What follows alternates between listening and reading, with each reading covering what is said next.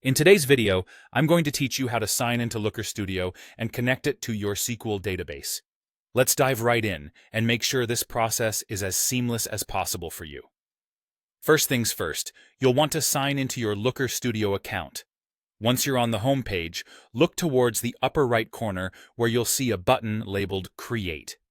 Clicking on that will present you with various options, but for our purposes today, you'll want to select Data Source. If you're already working within an existing report and want to add a new data set, simply choose Add Data. Next comes the step where you need to choose the right connector for your SQL engine. You'll see a list of various connectors as options. It's important to select the one that aligns with your SQL database. For instance, if you're using a Microsoft SQL Server, look for that connector specifically. This ensures that Looker Studio understands the type of database you're connecting.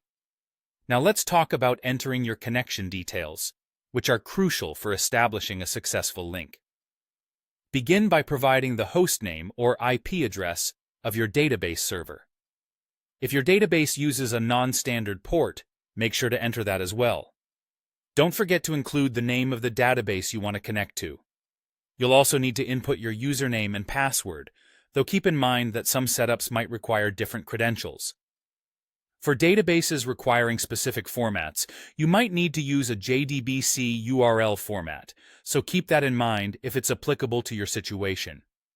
Additionally, if your database demands a secure connection, ensure you enable SSL or any other encryption method offered. Once you've entered all these details, you'll proceed by clicking on Authenticate, or the equivalent button. What happens now is Looker Studio will attempt to connect to your database and fetch the necessary metadata, which includes tables and fields. After this connection is established, you have the option to choose a specific table from your database to work with. Or if you need something more tailored, you can write a custom SQL query. This is particularly useful if you need to pre-filter or join data in your database before bringing it into Looker Studio. Just a quick note, many connectors might restrict you to a single statement in a custom query and expect the execution to be fairly quick. Once all of this setup is done, you'll be greeted with a list of fields, split into dimensions and metrics. Feel free to take a moment here to rename fields, adjust data types, or hide any unused ones that aren't necessary for your immediate analysis. When you're ready, click on Add to Report or Create Report, and you'll be taken to your report canvas.